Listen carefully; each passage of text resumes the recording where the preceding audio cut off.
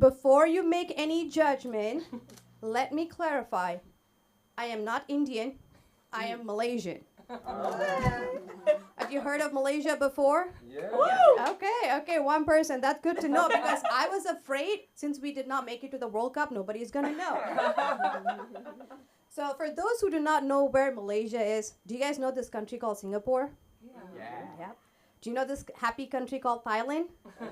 You know what I mean? So Malaysia is between these two countries.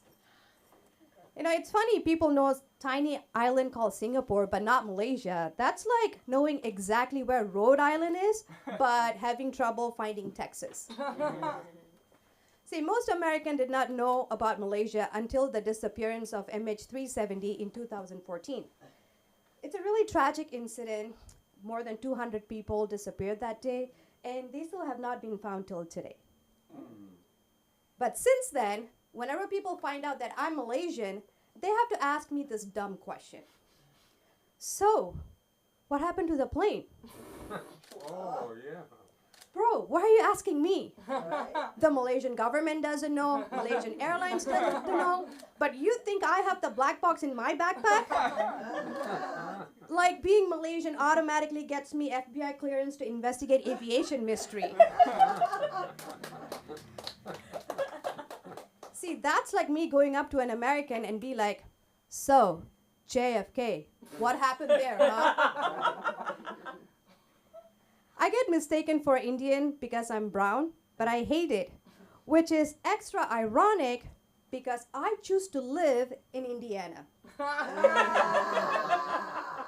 So whenever people ask me where I live, I tell them Indiana. Guess what they hear? That's right, the na is silent. And then they'd be like, wow, that is so far from here. Yeah, man, brutal flights from Indy. But here's what's funny. Nobody guesses any other countries. Nobody's like, are you Sri Lankan? Are you Pakistani? Are you Cambodian? No. Americans see brown skin, they automatically narrow it down to 1 billion population. You guys have heard of girl math? This is the American brown math. Neither makes sense. See, the craziest reaction actually comes from Indians themselves. Indians would scan me top to bottom like ICE agents looking for Hispanic people. Oh my God. And then they teleport to Home Depot paint section to analyze all 50 shades of brown. This one looks like satin walnut finish. Must be South Indian, possibly speaks Tamil. And then they come up to me and start to speak to me in Hindi. Oh my God. Namaste, kaise ho? Are you talking to me? The first time I heard kaise ho, I freaked out. I was like, excuse me, who are you calling a hoe? Turns out, kaise ho means, how are you in Hindi? Oh my God. Well, how am I supposed to know that? Here's a fun fact for you. There is a large population of Indians in India who do not speak Hindi. So it annoys me when they assume I speak Hindi. But I figured out a way to annoy them back. Now here's what I do now. Kaise ho? Entschuldigung, mir geht's gut und dir? So I just respond back in German because I turned that into a competition on who can confuse who faster. And now you should see their face. It's like they're offended or something. Well, welcome to my experience.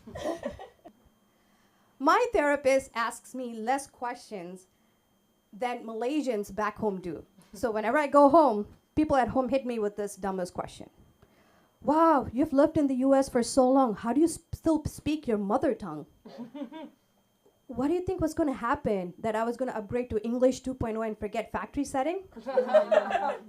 You think an American moving to Germany after a few years goes, Scheiße, ich vergesse all English?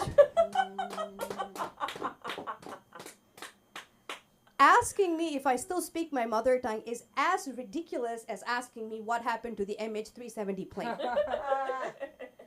In other words, Americans ask dumb questions because I'm Malaysian, And Malaysians ask dumb question because I moved to America.